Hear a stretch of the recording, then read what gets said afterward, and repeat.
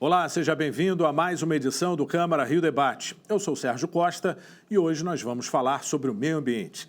O desafio de ter uma cidade verde. Como podemos analisar a situação da chamada capital natural do Brasil?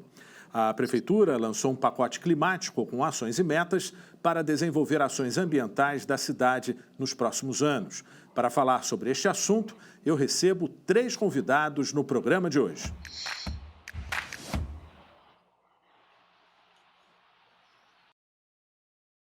Eu começo as apresentações com Eduardo Cavalieri, secretário municipal do Meio Ambiente. Aos 26 anos, um dos secretários mais jovens do município do Rio, estudou Direito e Matemática Aplicada na Fundação Getúlio Vargas. Cavalieri tem o desafio de conduzir a pasta e fazer o Rio voltar à relevância internacional das discussões sobre o clima. Seja bem-vindo, secretário. Boa tarde, Sérgio. Boa tarde aos espectadores da TV Câmara. Queria agradecer pelo convite, cumprimentar o vereador Vitor Hugo, cumprimentar ao presidente do Instituto Lixo Zero, Rodrigo Sabatini, dizer que é um prazer estar aqui para a gente poder esclarecer, avançar um pouco na apresentação do que é o pacote climático da cidade do Rio de Janeiro. Eu recebo também o vereador Vitor Hugo, do MDB. Ele é vice-presidente da Comissão Permanente de Meio Ambiente da Câmara Municipal. Ex-subsecretário de Meio Ambiente da cidade de Duque de Caxias, Baixada Fluminense. Em Brasília, foi conselheiro do CONAMA, Conselho Nacional do Meio Ambiente. Bem-vindo, vereador. Boa tarde a todos os telespectadores da TV Câmara. É um prazer estar aqui com vocês. Boa tarde à equipe técnica também da TV Câmara, meu amigo Eduardo Cavalieri, secretário de Meio Ambiente, e ao presidente do programa Lixo Zero, meu amigo Rodrigo Sabatini. Boa tarde a todos. E completa o nosso time de hoje, Rodrigo Sabatini. Ele é presidente do Instituto Lixo Zero, palestrante internacional, especialista em inovação, sustentabilidade e gestão de comunidades. Seja bem-vindo, Rodrigo. Muito obrigado. É um prazer estar aqui e para a gente poder discutir um projeto que é tão importante para o futuro da cidade. E fazer isso junto com o Eduardo Cavalieri e com o vereador Vitor Hugo é um prazer enorme. Eu começo a nossa conversa trazendo dados de metas para serem atingidas até 2030 e 2050. Reduzir em 20% a emissão de gases do efeito estufa e estabelecer a neutralização da emissão desses gases. Elevar para 90% a cobertura da rede de coleta de esgoto com tratamento. Eu começo perguntando ao secretário. Essa meta é ambiciosa, né, secretário? Mas ela é possível? Olha, essa meta é muito possível. É claro que ela é ambiciosa, sim. Essa meta coloca a cidade do Rio de Janeiro num rol de cidades, grandes cidades pelo mundo que estão se reunindo ao redor dessa causa de neutralizar as emissões de gás carbônico, de gás de efeito estufa, até 2050. E o prefeito fez questão de lançar o pacote climático de forma estruturada. Então, o pacote climático ele inclui um plano de desenvolvimento sustentável que apresenta metas claras para 2030, apresenta metas ambiciosas para 2050, e ele está alinhado com outros instrumentos de planejamento da cidade, como o plano diretor, o plano estratégico da cidade para os próximos 4 anos, para que a gente consiga apresentar um caminho, né, de como a gente vai chegar em 2030, como a gente vai chegar em 2050, na linha das metas que foram estabelecidas. Além disso, a gente estabelece e implementa dentro do pacote climático um fórum de governança climática, que traz a sociedade civil de forma inédita para o acompanhamento dessas metas junto com a Prefeitura. E além desses 2 instrumentos, a Prefeitura, no pacote climático, também lança um marco, né, um momento de olhar para o futuro com esperança, de começar, né, conforme a vacinação avança na cidade do Rio de Janeiro, a gente olha para frente, e o marco é a Rio Mais 30 cidades, né, que recoloca a cidade do Rio de Janeiro com seu protagonismo ambiental e climático no mundo, né? A gente retoma esse protagonismo, sediando novamente uma conferência global, dessa vez ao redor de prefeitos, de secretários, de autoridades municipais, para discutir a agenda climática num país em desenvolvimento como o Brasil, numa cidade referência na agenda climática e na agenda ambiental, como foi na Rio 92, como foi na Rio Mais 20 e como será na Rio Mais 30 cidades, retomando esse protagonismo da cidade. A meta de neutralizar as emissões de gás de efeito estufa até 2050, ela é possível sim, e está alinhada com o que outras grandes cidades pelo mundo têm feito. O Rio de Janeiro retoma o seu protagonismo e volta a ser um ator importante na discussão climática no mundo. Vereador, como é que a Câmara pode ajudar na mudança dessa realidade, né? A Câmara dos Vereadores será aí o primeiro prédio público lixo zero na cidade do Rio? É isso aí. A Câmara Municipal tem trabalhado bastante para poder realmente estar alinhado com o pacote ambiental, né? Eu queria até fazer uma pergunta antes para o secretário se esse plano de desenvolvimento sustentável está alinhado com o plano de saneamento básico da cidade que foi aprovado agora recentemente, né? Então a gente hoje tem um problema sério de esgoto que acaba indo para a Baía de Guanabara, então isso é preocupante. Então a gente não pode pensar somente em gases do efeito estufa e a gente não ter aí uma meta mais ousada de saneamento básico. Então hoje a Câmara Municipal está brigando muito para que a gente tenha esse alinhamento e esse pacote lixo zero, que até meu amigo Rodrigo vai falar um pouco mais como seria, mas a ideia é ser a Câmara Municipal ser o primeiro prédio público lixo zero da cidade do Rio de Janeiro. Vereador, primeiro, é muito importante seu ponto e é importante destacar que boa parte dos instrumentos de planejamento, os instrumentos orçamentários que vão subsidiar, né, o caminho, os meios para que a Prefeitura alcance as suas metas climáticas, dependem e muito do trabalho dos vereadores, né? Depende muito do trabalho da Câmara de Vereadores, da Comissão de Meio Ambiente, da qual o vereador Vitor Hugo é parte, presidida pelo vereador Zico. Então, quanto à discussão de saneamento básico na cidade, você tocou no ponto principal.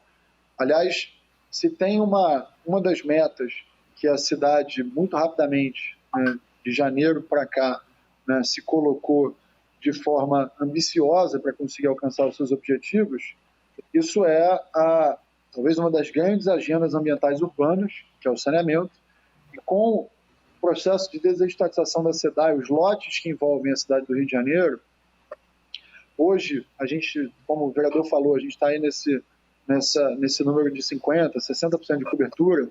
Com esses lotes que foram feitos na desestatização, a cidade, né, tem uma meta ambiciosa de se chegar em 2030 com algo próximo de 80%, 90% da cobertura da cidade. Então, é um avanço muito relevante. A gente tem a experiência da AP5, que foi um lote que foi feito na outra gestão do prefeito Eduardo Paes, que vai de Deodoro a Santa Cruz.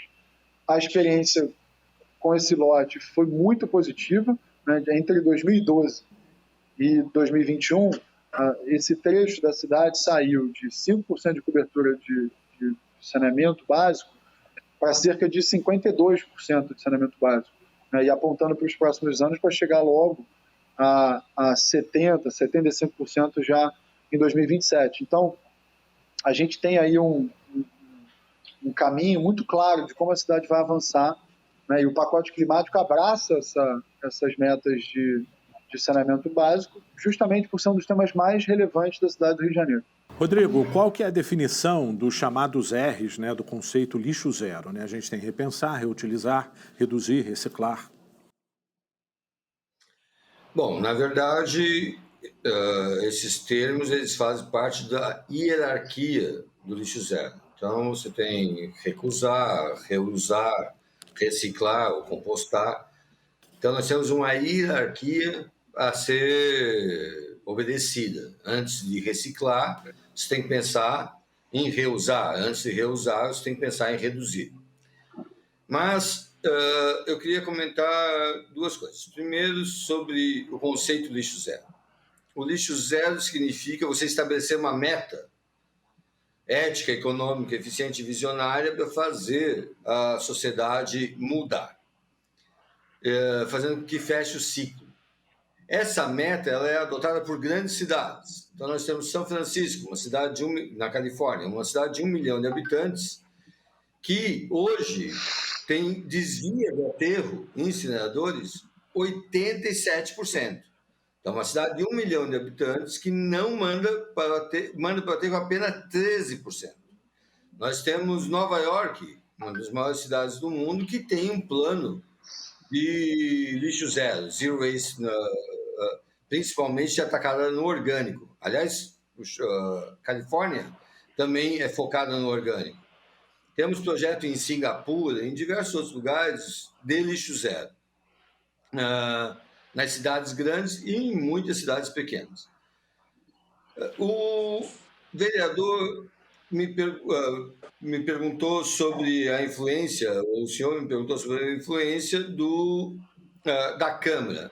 A influência da Câmara é enorme, porque ela estabelece uma mudança de comportamento e assume a responsabilidade dela não enviar nada para o aterro.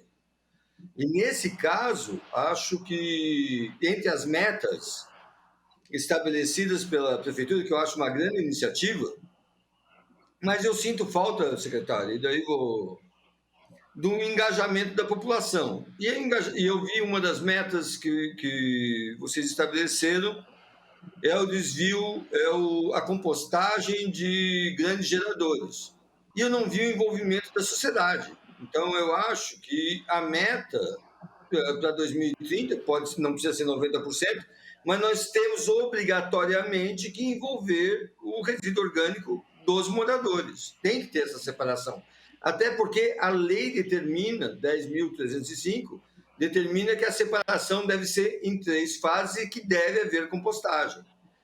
Ora, se você envolve o cidadão, você está colocando no projeto para que a gente possa chegar às metas e não deixar só nas indústrias ou nas empresas. Sugiro até, eu gostaria muito, que a experiência, a iniciativa da Câmara de Vereadores fosse replicada para toda a cidade. Por que não temos os órgãos públicos lixo zero até o final do mandato, desse mandato? É uma meta exequível. Em 4 anos, a gente transformar cada prédio público municipal em um prédio lixo zero. Isso é uma coisa simples de fazer, não é nada complicado, mesmo porque os prédios públicos não têm uma grande complexidade, são escritórios, né?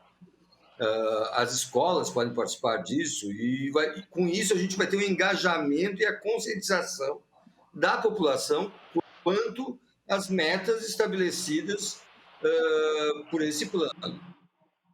Secretário, pegando carona na questão aí da matéria orgânica, né, o destino da matéria orgânica, que é uma grande preocupação, na sua avaliação, como que a gente pode imaginar um ambiente sustentável com essa cadeia de resíduos? Primeiro, acho que tem aí uma importante virada de chave na maneira como a gente fala sobre o meio ambiente, que é poder enxergar a cadeia produtiva do meio ambiente. Então, vou dar um exemplo aqui muito objetivo, mas o fato de uma cidade como o Rio ter o volume de resíduos de poda, por exemplo, como é o caso da cidade do Rio de Janeiro, né, com essa massa arbórea enorme, né, com uma constante manutenção, né, e produção desses resíduos de poda, a gente precisa entender que esses resíduos de poda, resíduos orgânicos, os resíduos eles fazem parte, e aí, quando se fala em sustentabilidade, né, é perceber que os resíduos eles estão inseridos, ou os insumos da natureza, enfim, essa cadeia produtiva do meio ambiente, elas estão inseridas numa cadeia que pode ser circular, pode ser autossustentável. Então, um exemplo muito claro disso, a gente lançou na Semana do Meio Ambiente, né, um projeto importante para a cidade, chamado Fábrica de Árvores, que coloca, né, um tema relevante para uma cidade, né, com a ambição que a cidade do Rio de Janeiro tem, que é a de governança arbórea e autossuficiência da produção de árvores. Então, a cidade do Rio avançou muito nos últimos anos com relação à produção de mudas para reflorestamento. A gente tem só um viveiro que produz, né, quase 1 milhão de mudas por ano para reflorestamento, ou seja, para plantio em encostas. Mas quando a gente trata de arborização urbana, arborização municipal, aquela árvore, né, que ela precisa ser muito mais madura, né, o tempo de produção dela é muito mais longo do que o de reflorestamento para encostas, a cidade não tinha nenhum viveiro capaz de produzir, né, de fazer essa cadeia completa de produção de uma árvore para ser plantada no ambiente urbano. Então a gente lança a Fábrica de Árvores já com um conceito de sustentabilidade. Então, resíduos de poda, né, gerado pelo estoque, pelo inventário de árvores da cidade, serão destinados para o nosso viveiro, na Fazenda Modelo, onde a gente já produz, a gente já tem produção de árvores, de mudas, para reflorestamento.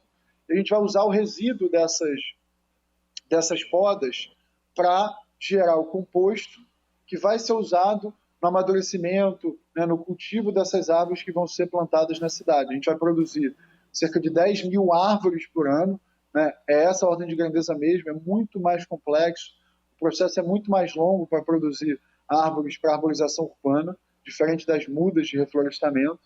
Isso vai ser feito dentro de uma cadeia produtiva sustentável, né? A produção dos resíduos, a produção daquele resíduo gerado pela poda é levado para o viveiro, usado como composto na própria produção da árvore que vai ser plantada na cidade.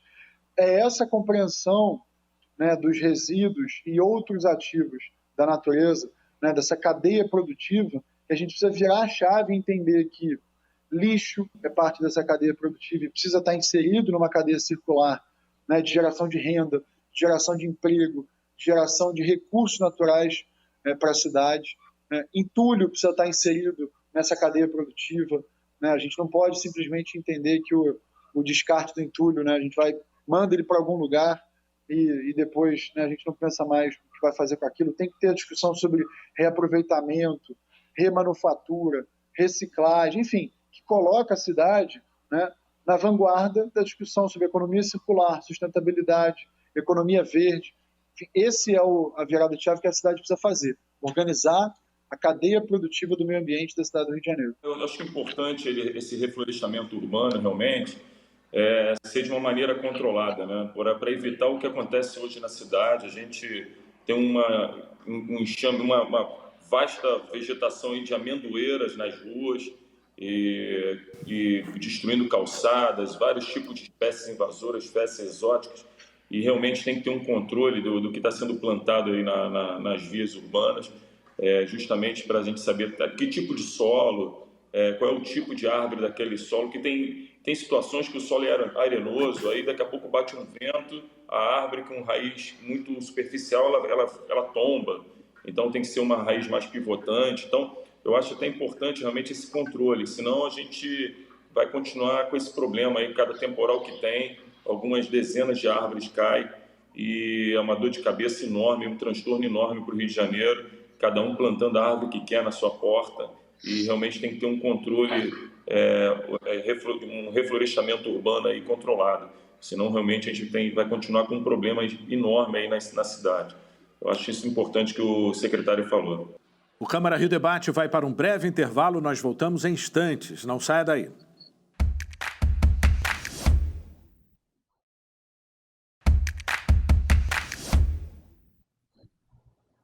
O Câmara Rio Debate está de volta e hoje nós estamos falando sobre o meio ambiente. Para isso, eu recebo aqui no programa Eduardo Cavalieri, secretário municipal do Meio Ambiente, o vereador Vitor Hugo e Rodrigo Sabatini, presidente do Instituto Lixo Zero.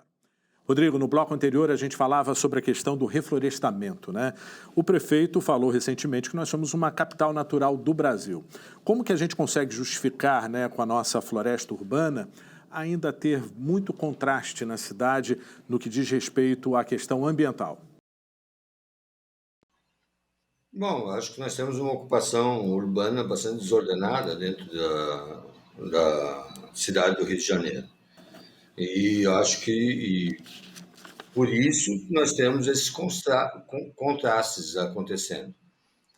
A floresta até compensa imagine se não tivesse a floresta, né? A floresta até compensa grandes dificuldades da cidade. O vereador comentou, inclusive, o uso de podas para o reflorestamento.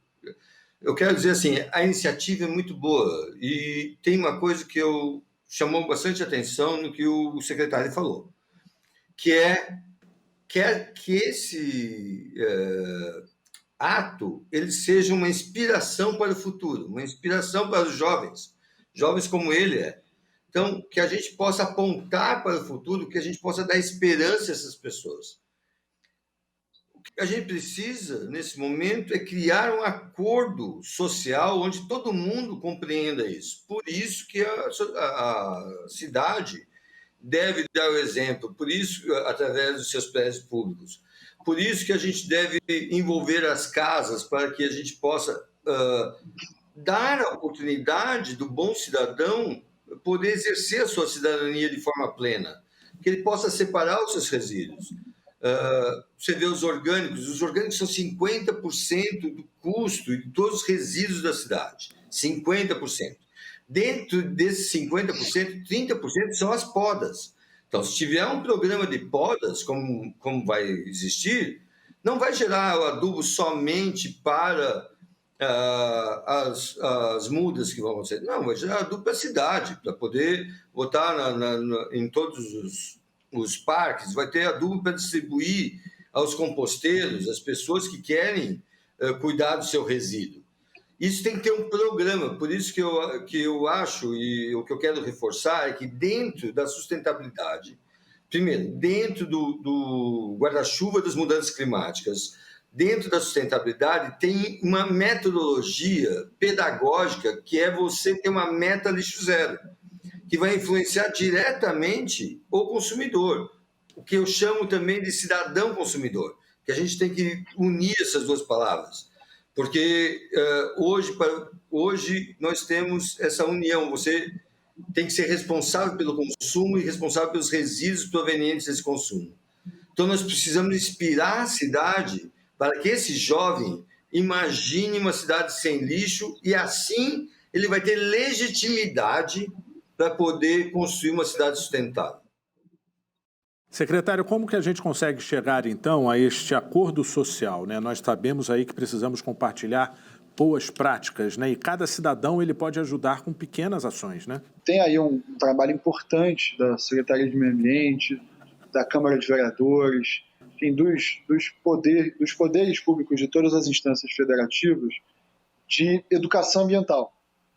E uma das vertentes que hoje tem sido muito abraçada pela população, por grupos organizados da sociedade civil, né, que se reúnem para fazer ações em prol do meio ambiente, é, por exemplo, coleta de resíduos. Né? Então, você começa a ver vários grupos que se organizam para fazer coleta de resíduo na praia, mutirão de limpeza, né, no seu bairro, grupos que fazem questão de colocar a importância dessa discussão na cidade. Isso é um movimento que vem da sociedade civil, que a prefeitura, que o poder público pode, sim, estimular, mobilizar, potencializar essas ações. A gente tem um importante programa de educação ambiental, são vários monitores ambientais espalhados pelas unidades de conservação, que fazem ações específicas no território. Cada vez mais a gente envolve esses educadores ambientais em ações da sociedade civil, a gente prestigia as ações que vêm da sociedade civil, isso é importante.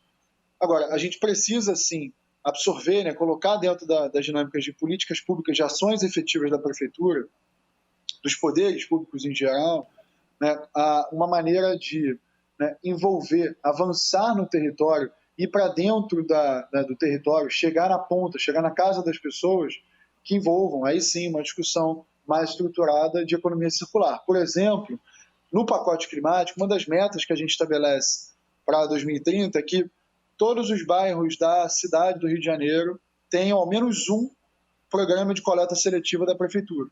Tá? Isso já é uma ferramenta importante da gente avançar nos territórios, a gente envolver a população, né, nas políticas e ações da prefeitura. A gente teve aprovado agora recente na Câmara dos Vereadores um projeto até de minha autoria para incluir a temática de educação ambiental nas escolas municipais. Eu acho que isso é importante, que é uma mudança de comportamento, né? A gente iniciando na base, a gente pegando dos pequenininhos ali. É fundamental para a conscientização das pessoas, entendeu? Em relação ao mundo que vive. E a gente busca aí um equilíbrio entre o homem e o meio ambiente.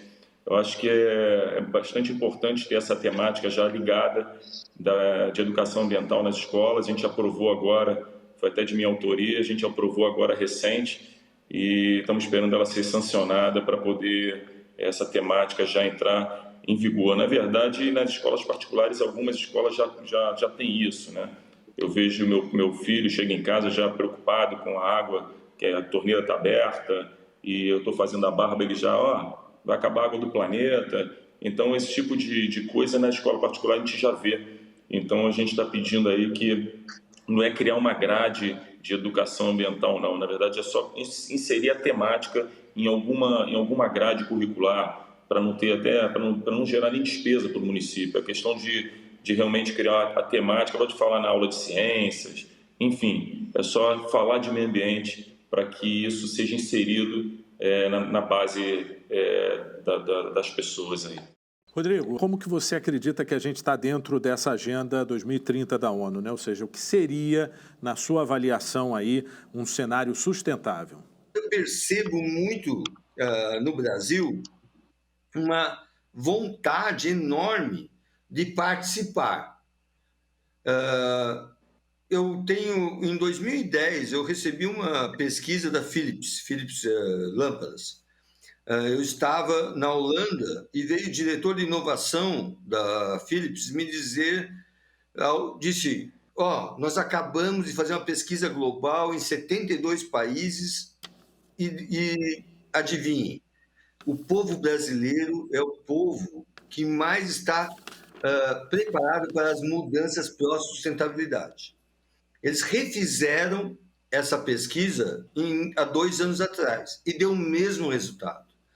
Nós estamos preparados para mudar, nós somos muito sensíveis a isso.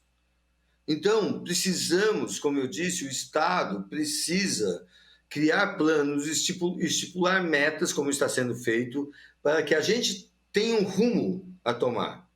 E, com isso, a gente participar desse acordo para essa mudança, né?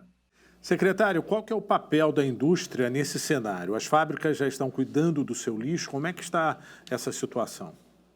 A Secretaria de Meio Ambiente, em conjunto com a Conlurb, a Prefeitura, né, está organizando, né, um retorno, por exemplo, dos ecopontos, para que as comunidades, aquela pessoa que faz uma pequena obra, né, o carroceiro, ele consiga identificar onde que ele leva esse entulho. Então, o pequeno produtor de resíduo, no caso, por exemplo, do entulho, é muito relevante. Tá? Se você imagina, né, uma grande construção, uma grande obra, no caso do entulho, né, é um cenário, digamos assim, mais apto, né, mais organizado, né, mais pronto para ter uma cadeia correta da destinação desse entulho. No caso do resíduo orgânico, por exemplo, lixo, a mesma coisa. A gente, de novo, está falando de um volume enorme produzido por, né, territórios populares, por comunidades, favelas, enfim, áreas que têm uma certa dificuldade de organizar, da prefeitura fazer a gestão desse resíduo em conjunto com a comunidade.